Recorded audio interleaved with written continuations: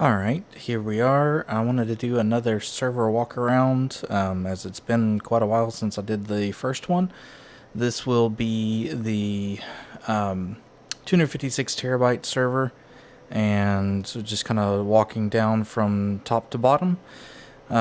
Starting off with, this is a 22U Supermicro rack with a Furman power conditioner here. The Furman power conditioner, as I've said before, was not originally thought for this role. It was bought for the tube amplifiers, but has served its purpose here as well. More than likely, I will be getting a dedicated PDU that will make a little bit more sense than this one, and getting that put in place. But for now, it works pretty well. Then we go down here to the Netgear, and this is the Netgear MS510TXM. This is, let's just get in there on that. And this guy was originally the, what I thought was going to be the in-game setup for networking, insofar as it has 6 10 gig ports. You can see those there. 4 RJ45s, and then 2 SFP pluses. The 2 SFP plus only run at either 1 gig or 10 gig, whereas the RJ45s are multi-gig insofar as 1, 2.5, 5, and 10 gig. And then we've got the 4 RJ45s on this side here, and these guys are either 1 or 2.5 gig. And what I'm using these for right now is a wired backhaul to the bridged system, and then as the yellow is the IPMI configuration for the motherboard. And then these 2 white ones here go to the new TP-Link system, and so those are wired backhaul for the wireless system, and those are 10 gig connections for that. Then if we jump down over to the SFP connection, you'll see that that guy runs down to here, and that is a 40 gig to 4 10 gig connections. And I'm only using one of those connectors, as I create a loop back if I use more than one. But that bridges the white MikroTik switch to the Netgear switch. And if we get in underneath all of these cables here, you can see that this is the MikroTik crazy long model number, but in essence it is the 400 gig NICs.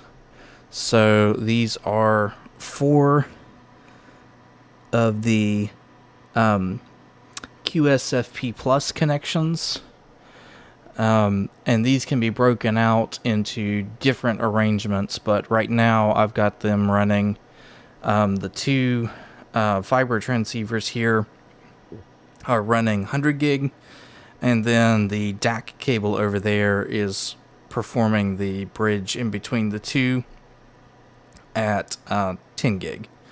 So it's a pretty cool little product, and is way faster than I ever thought I was going to get in this system. So that really goes to highlight the just craziness of all of this, is that this is a 100 gig switch. So I'm transferring from the server to the workstation over there at 100 gigs. I've been able to use iPerf to be able to test that, and it does work, so it's pretty incredible. This switch has a lot of quality of life improvements. It's got the dual redundant power supplies, just a lot of really powerful features that I don't fully utilize yet, but pretty incredible. And then we come down to the server, and so this is the 256 terabyte server. It is running what is the name of that? TrueNAS. And so I've got that set up with 4 RAID Z1 volumes in there. So it is taking these 16 terabyte drives, breaking them up into what is essentially each one of these columns here is a array of 4 drives, and so I could lose any one of these drives in a column and be fine, but still providing the speed boost of having, you know, a stripe set across all of those. And then I've also got in there a small array of M.2 drives. So I've got 4 1 terabyte M.2 drives as a really fast write array, just to see what I can do with that. Haven't really been able to fully utilize it yet, but it is there and I'm testing it.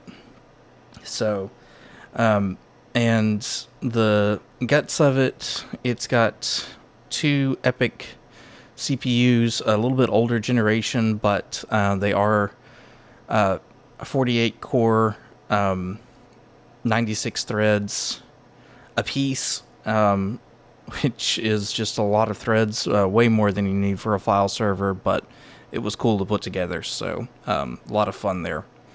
And backed up by half a terabyte of RAM, 8 32 gig DIMMs. Sorry, not 8. Each processor has 8, so 16 in total, 32 gig DIMMs, which is just, again, a lot of power, which is reflected up here if you go and look. We're pulling 7 amps at 122, 123 volts, so quite a bit of power. And it's not just the server, so the server uses some by itself, but I'm also supplementing it with a move and cool system over to the side, and so that uses quite a bit of power as well. And so yeah, this is kind of the look at the rack itself, and what we're doing here may grow in the future, may stay the same, but just wanted to do a little walk and talk of the rack.